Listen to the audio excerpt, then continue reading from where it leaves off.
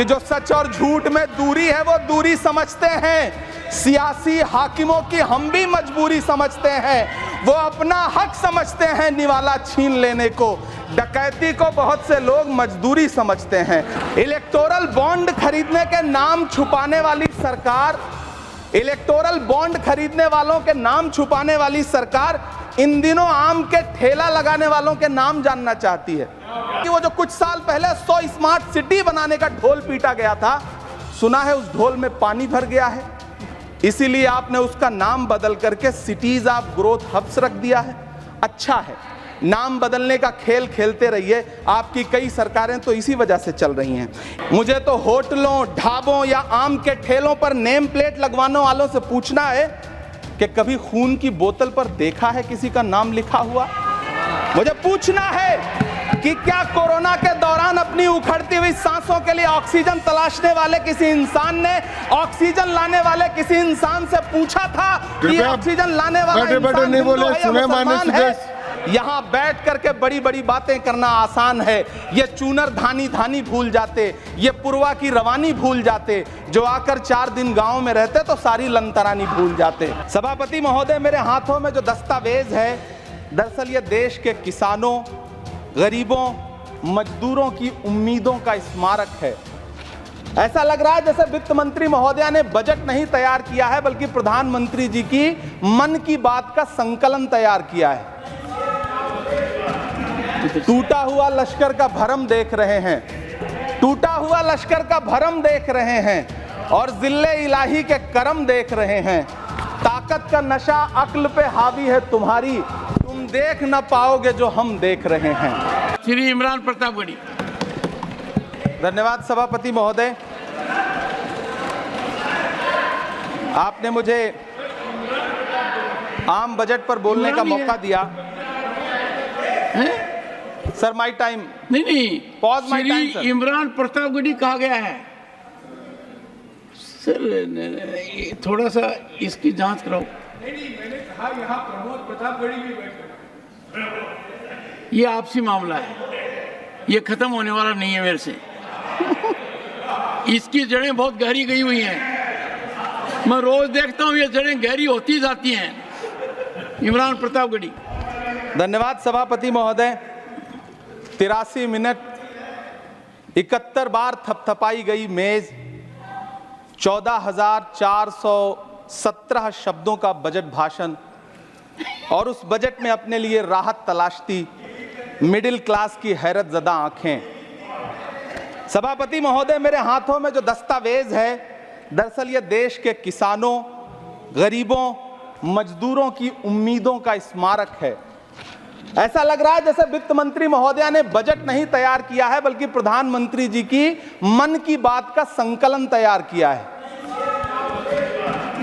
टूटा हुआ लश्कर का भरम देख रहे हैं, टूटा हुआ लश्कर का भरम देख रहे हैं और जिल्ले इलाही के करम देख रहे हैं।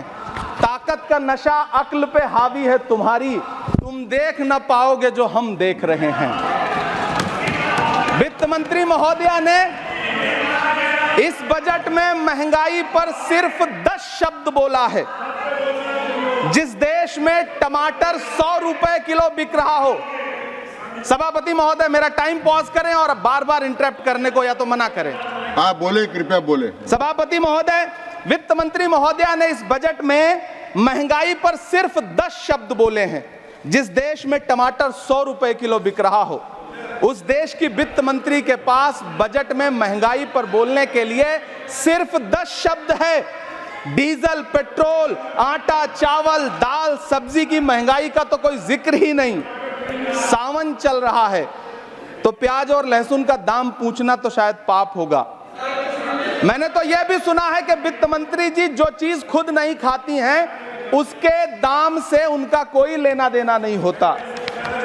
लेकिन इस बार बजट पेश करने के लिए पार्लियामेंट आने से पहले वित्त मंत्री जी ने दही और चीनी खाई थी।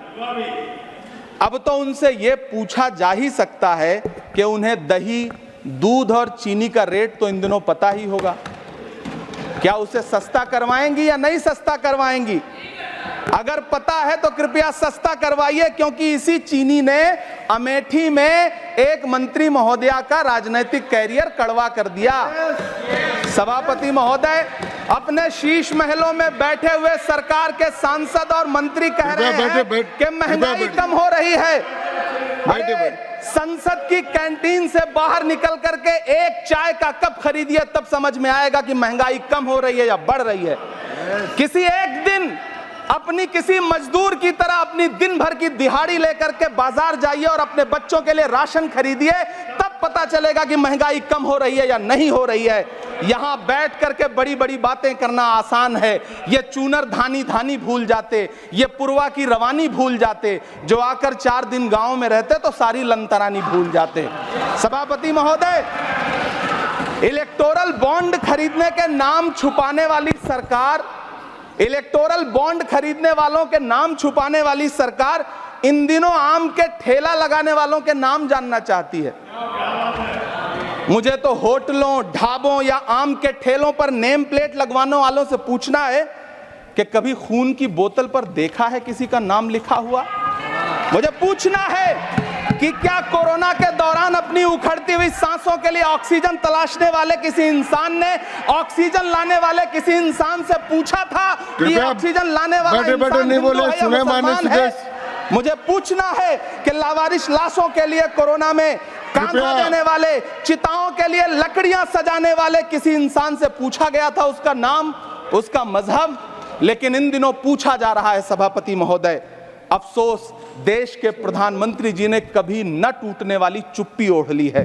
सभापति महोदय, जनता ने 63 सीटें कम क्या कर दी?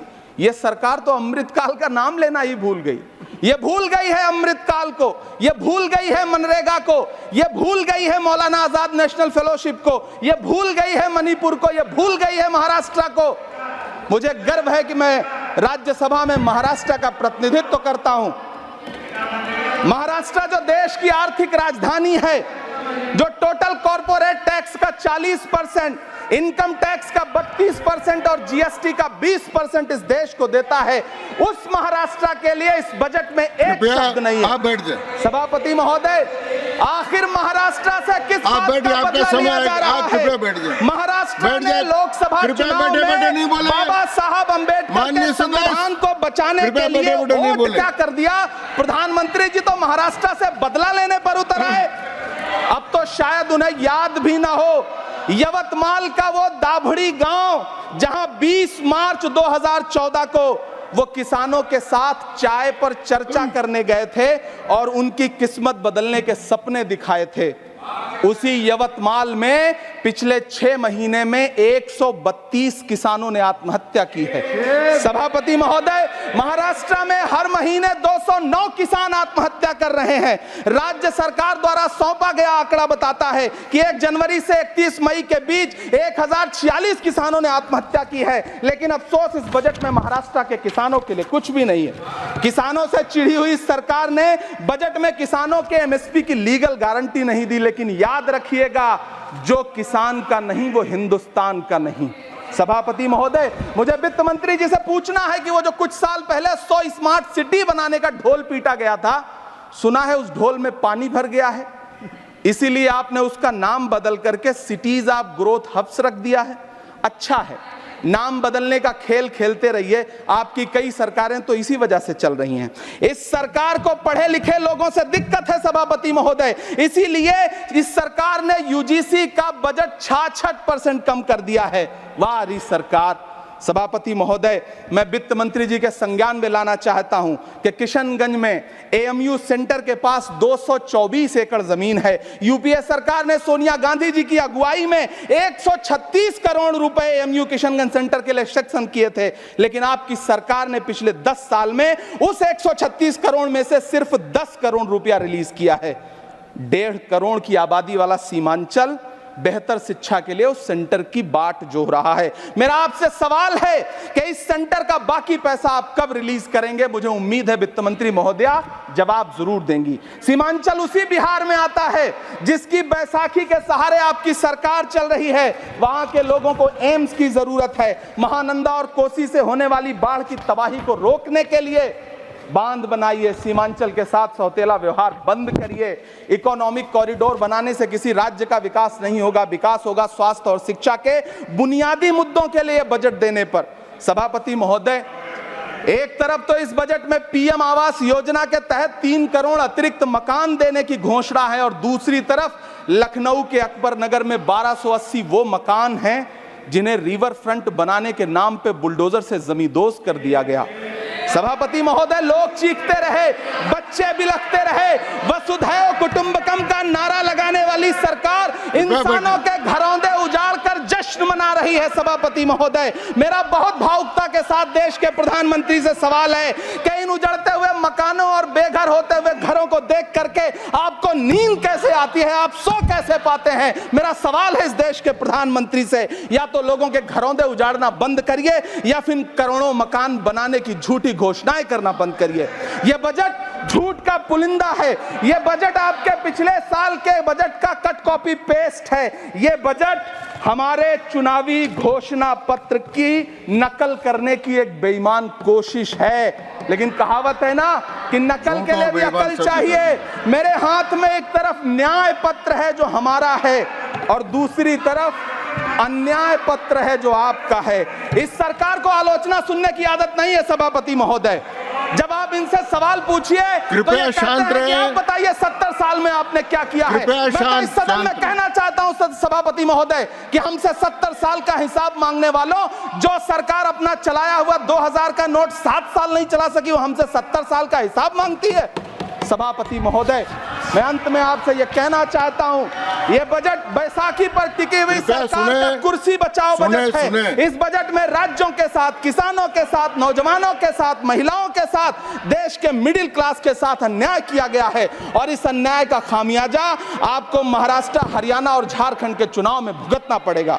सभापति महोदय, इस सरकार ने नोटबंदी लगाकर देश की आम जनता की पूंजी छीन ली। बैठे नहीं बोले, कृपया। टैक्स लगा करके छोटे व्यापारियों के कारोबार छीन लिए, पेपर लीक करवा करके युवाओं की आंखों से नौकरी के सपने छीन लिए, अग्निवीर लाकर देश के जवानों की उम्मीदें छीन ली, बुलडोजर लगाकर लोगों के आशियाने छीन लिए, महंगाई लाकर देश की जनता की थाली से निवाले छीन लिए और नारा लगाया कि हम तो सेवक हैं, 18-18 घंटे काम करते हैं। इन्हीं लोगों के लिए किसी ने शेर कहा है कि जो सच और झूठ में दूरी है वो दूरी समझते हैं, सियासी हाकिमों की हम भी मजबूरी समझते हैं, वो अपना हक समझते हैं निवाला छीन लेने को, डकैती को बहुत से लोग मजदूरी समझते हैं। हमें पता है कि कैसी मजदूरी की जा रही है। सभापति महोदय, मैं यहाँ खड़ा होकर के अंत में आपसे कहना चाहता हूँ कि इस बजट में तमाम राज्यों के साथ अन्याय किया गया है,